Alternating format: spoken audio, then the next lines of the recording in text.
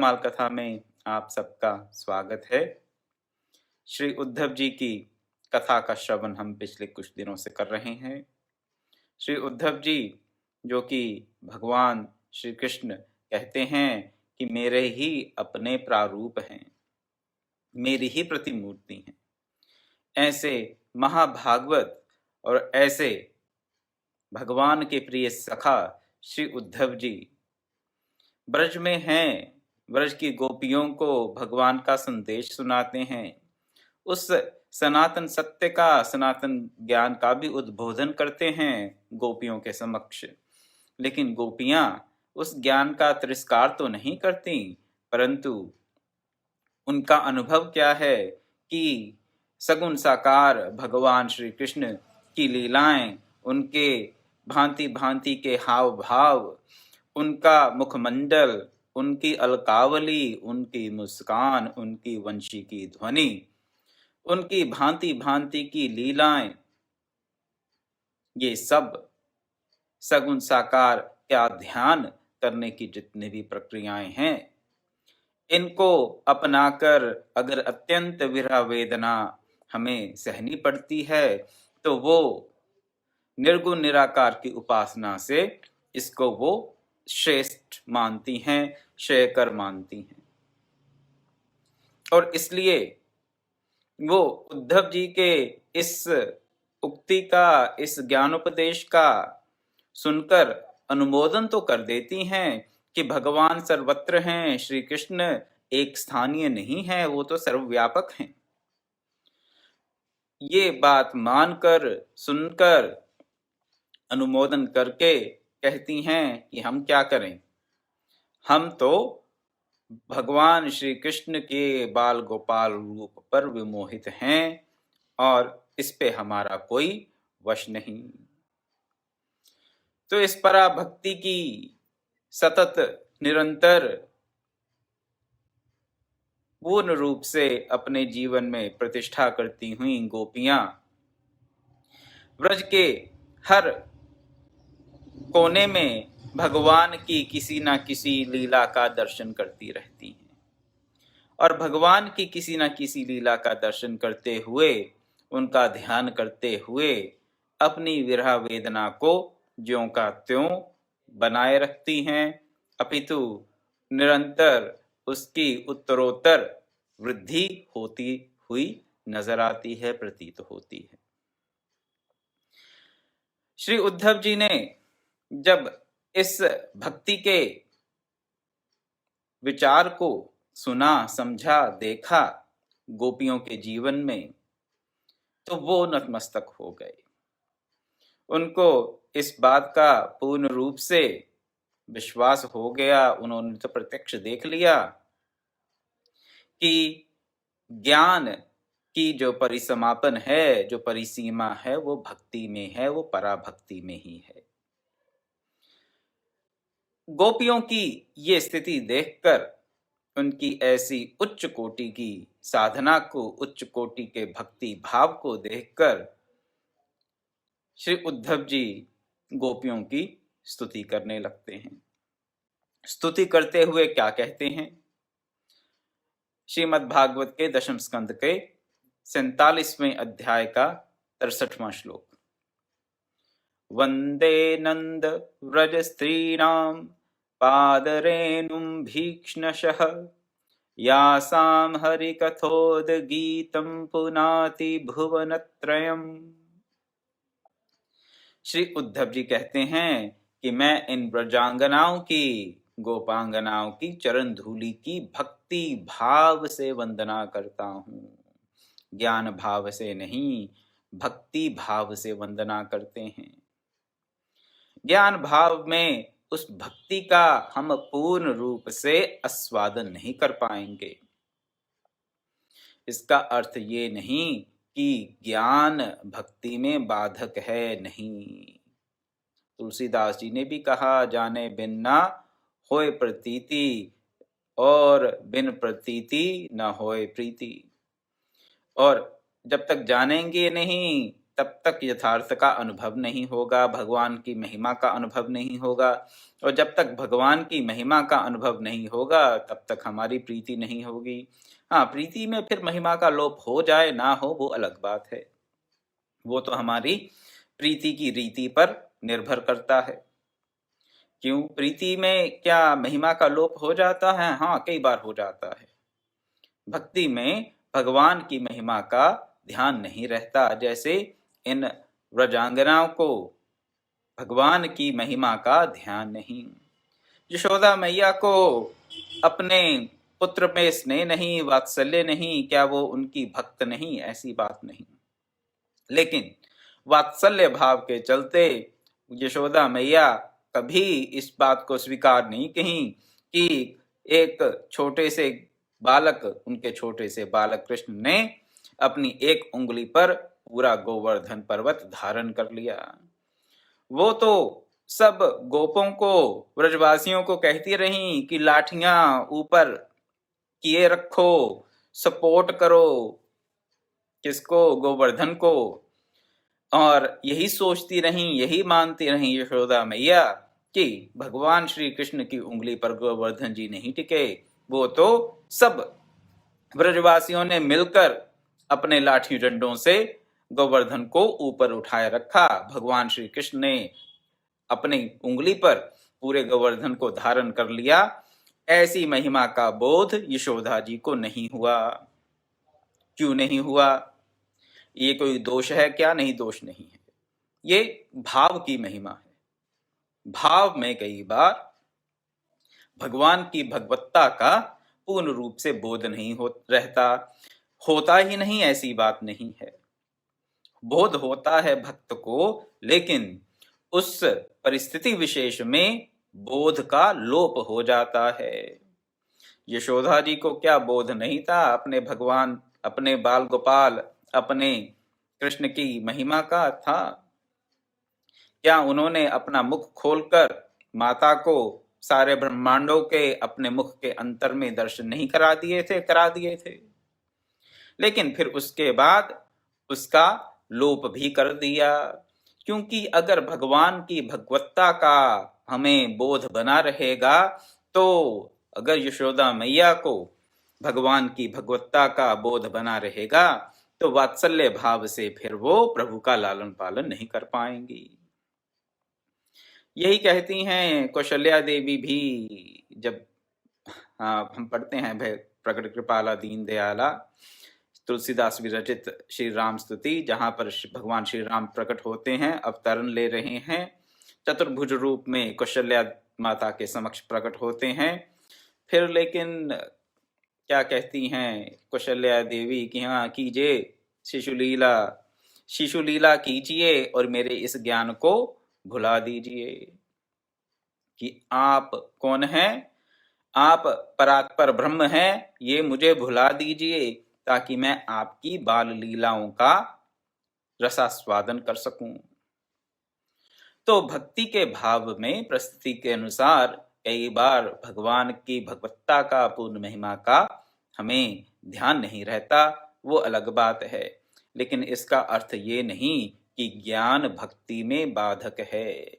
जितने भी भक्त हुए हैं, जो पराभक्ति को प्राप्त किए हैं, वो पूर्ण ज्ञानी थे। पूर्ण ज्ञानी होने के पश्चात ही वो पराभक्ति को प्राप्त किए।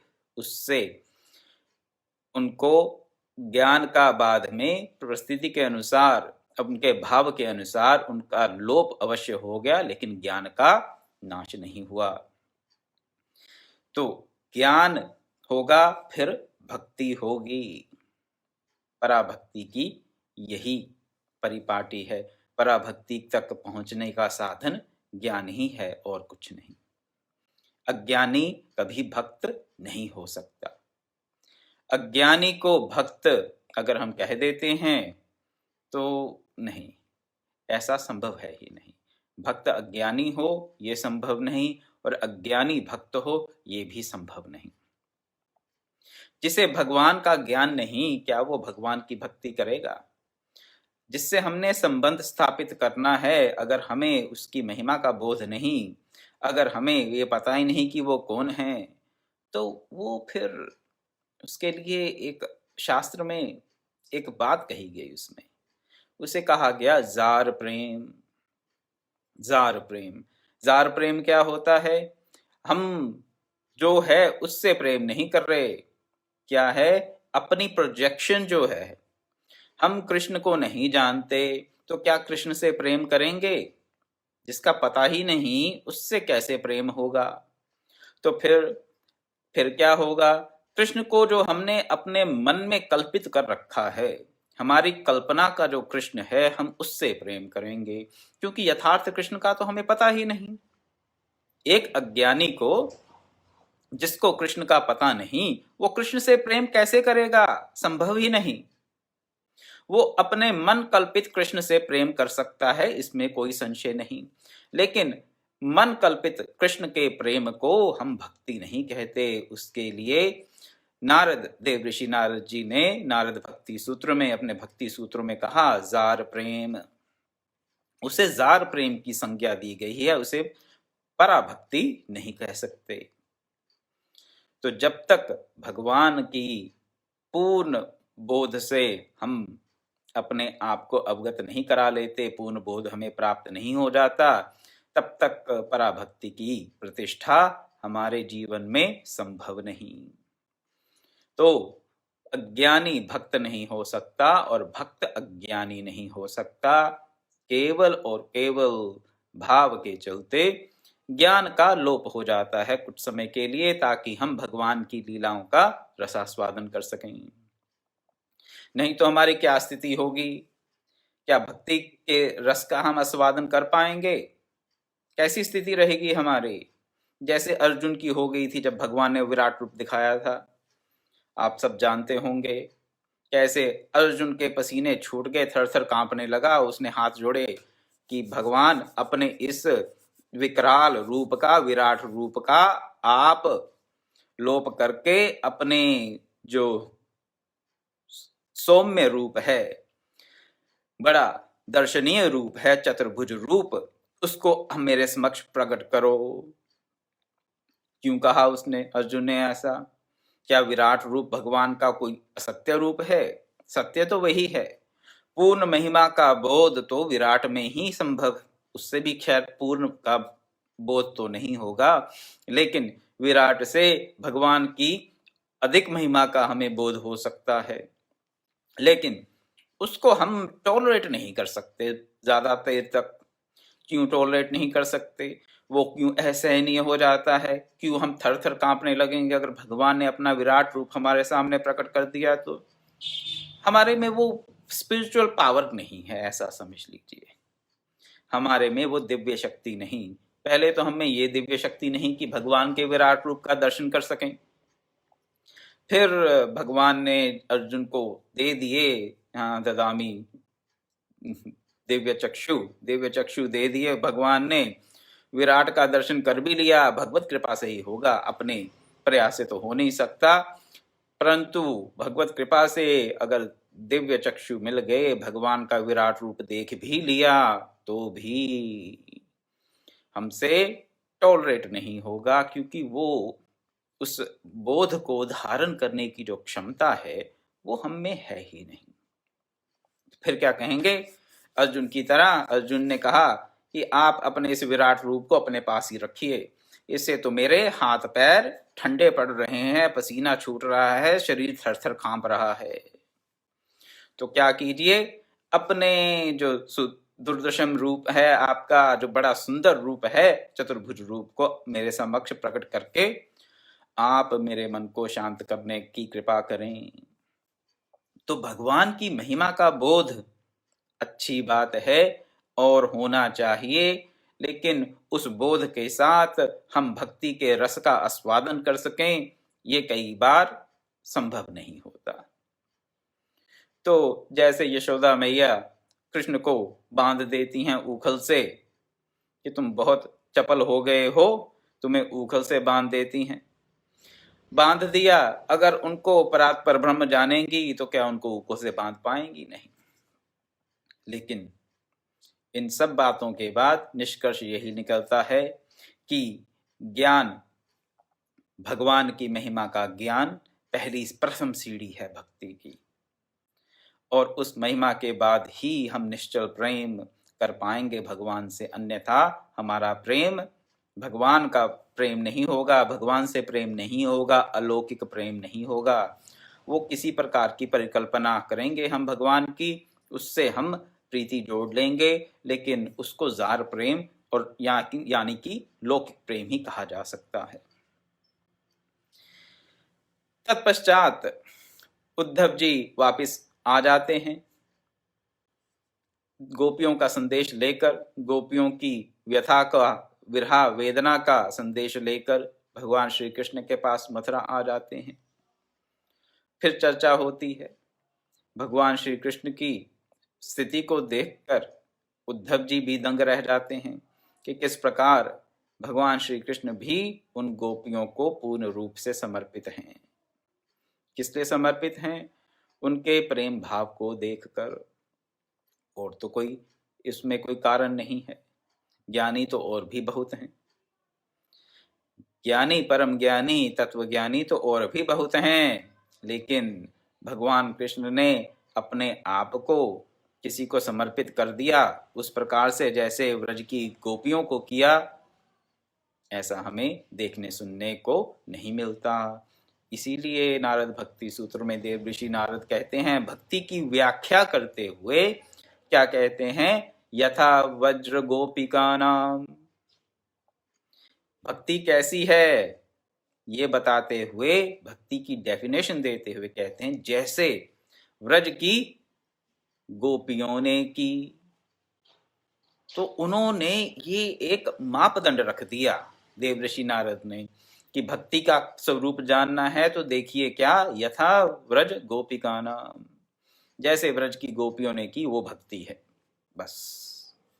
उससे ऊपर की कोई डेफिनेशन उनको, उससे ऊपर की परिभाषा, इससे और विस्तृत और हरिओम, इससे और सटीक परिभाषा भक्ति की देव ऋषि नारद को भी नहीं मिले।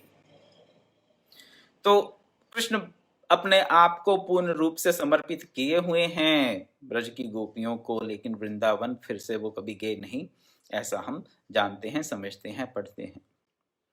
उद्धव जी तो परम सौभाग्यशाली हैं कि भगवान के सखा होने के साथ साथ भगवान के साथ उनको मथुरा में निवास मिला, और जब भगवान का द्वारिका गमन हुआ तो उद्धव जी भी उनके साथ गए।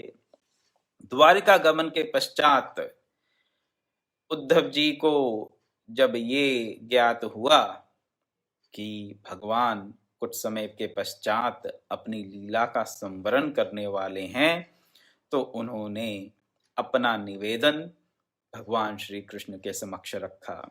लेकिन वो क्या निवेदन था, उन्होंने क्या कहा, आज समय हो गया है, वो आपके समक्ष मैं कल रखने का प्रयास करूंगा। कल शाम को फिर ठीक 6 बजे आपके सामने उपस्थित होकर श्री उद्धव जी के उद्गार और भगवान श्री कृष्ण का उपदेश उद्धव जी को जो दिया गया वो आपके समक्ष रखूंगा। ओम पूर्णमदः पूर्णमिदं पूर्णात् पूर्णमुदच्यते पूर्णस्य पूर्णमादाय पूर्णमेवावशिष्यते। ओम शांति शांति शांति। हरि ओम तत्सत्।